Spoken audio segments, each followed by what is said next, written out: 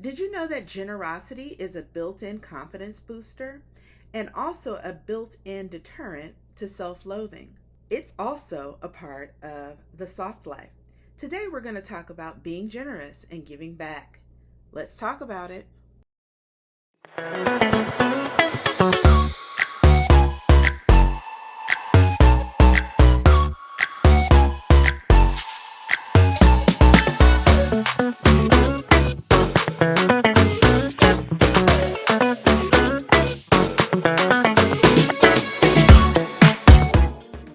Hello friends, welcome back to Coop. Coop is a place where we talk about travel, luxury, lifestyle, and everyday entertaining. We also talk about the soft life. And today we're coming again from my book called The Soft Life.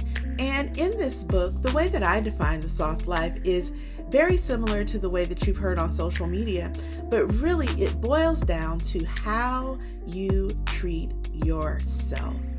And it's not so much about all of the performative ways that you might see the soft life exhibited, but you can live a soft life with just a few of these simple things. So today we're coming from my book called The Soft Life, and we're going to be talking about generosity and giving back.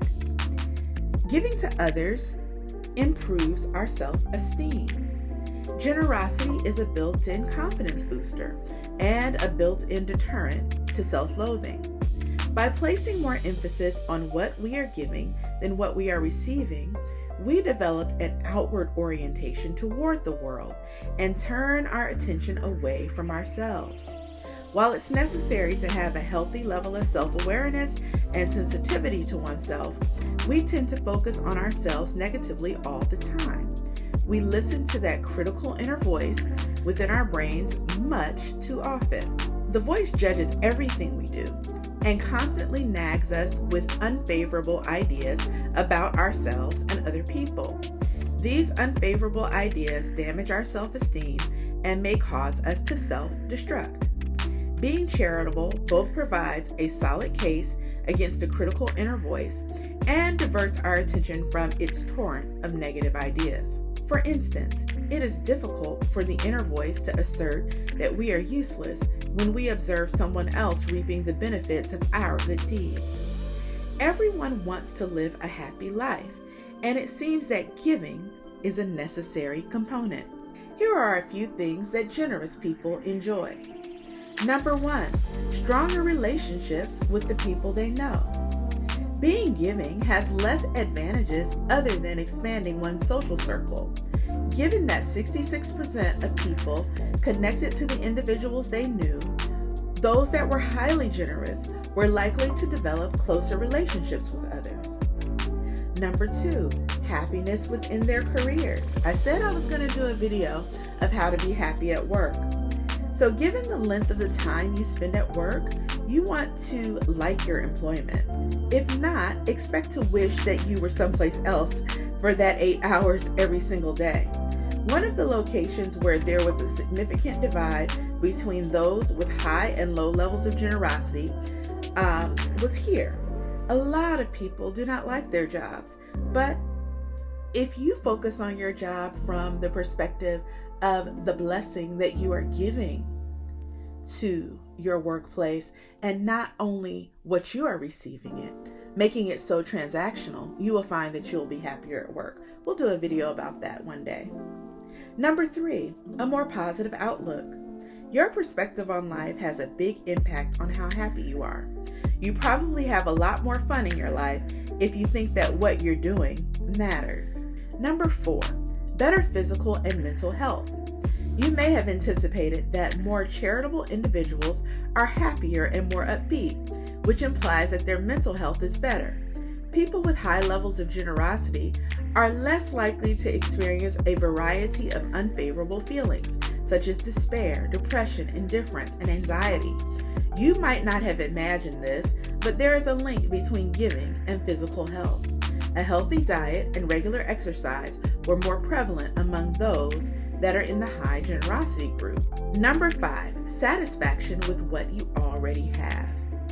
Nobody has ever lived without desiring anything that they couldn't have, like a nicer automobile or house. While having those feelings occasionally is common, it's also crucial to be content with what you currently have. Those that are content with what they have are less inclined to think that additional money would make them happier. However, despite the fact that some types of generosity might require making financial contributions, it doesn't seem that generous individuals have a problem with conserving money. Number 6, higher self-esteem. Every aspect of your life may be positively or negatively impacted by how you feel about yourself. And research suggests that leading a giving lifestyle is excellent for your self-esteem.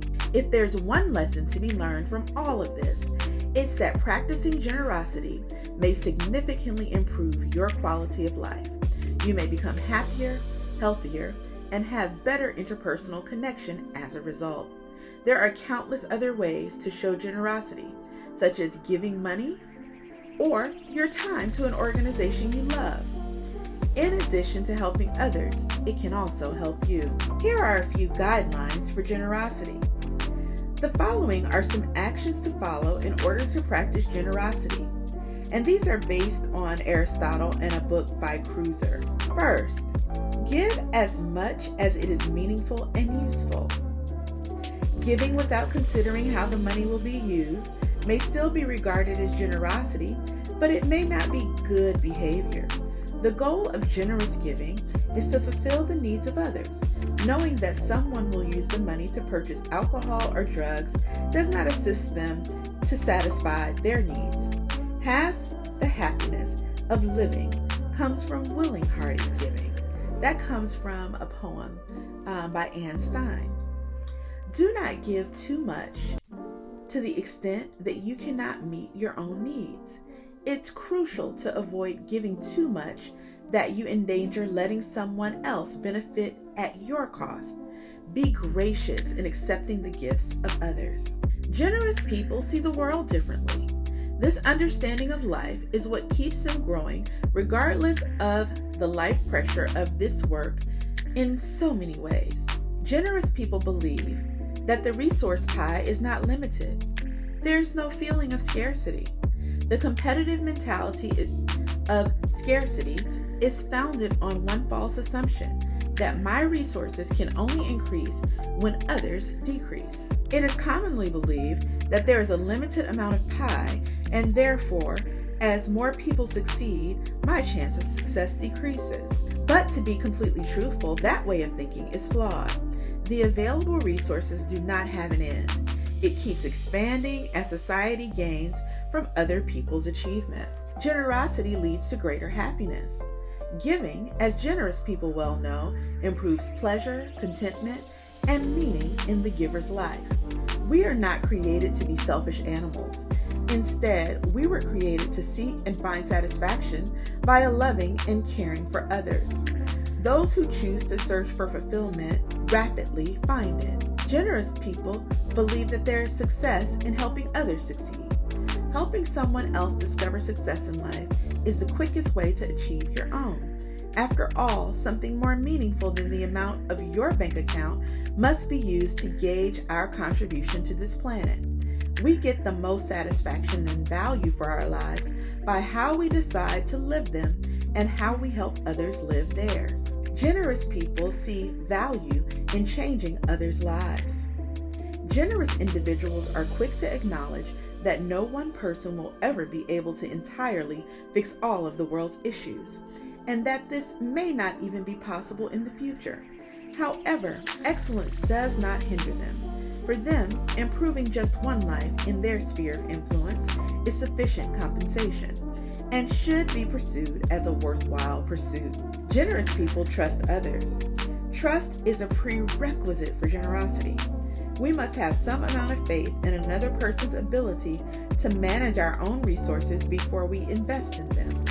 Optimistic individuals are generous, and optimistic individuals are content because they decide to live in a society that freely practices believing in other people. They dream big, dreams for their money. Generous people value their money, and you can see that by what they choose to buy with it. Generous people utilize their surplus to make their lofty goals come true. We may utilize our financial resources to raise the standard of living for others. They may be utilized to improve the safety, intelligence, and responsibility of our communities. They can be utilized to improve everyone's quality of life on the planet. Indeed, those who are charitable have lofty goals for their funds, and we should too. Generous people know that there are more ways to give than money. We can provide so much more to the world than simply money. We have experience, skills, knowledge, and lessons learned. Giving individuals learn to spend their life with others and think beyond their own financial gain. This process is frequently more challenging than approving a check, but most of the time it is more urgently required. Generous people accept the fact that life is short. Life is brief. We have one chance to do it. Those who completely accept this fact learn to navigate their lives accordingly. They understand that we only have a limited amount of time to make our mark on the world, and they willingly donate their resources to make it happen. Generous people believe that giving doesn't reduce you. Life is transitory, and there is only one opportunity for it. Those who accept this fact fully come to understand how to spend their lives in its shadow. They understand that there is not much time left for us to make an impact on the world. To make it happen, they willingly donate their resources. So how are you being generous? How are you making an impact on the world? What are the things you do, whether they're monetary or not, that show generosity to the world? And how does it make you feel? I want to hear about it down in the comments. Thanks so much for watching. Bye-bye.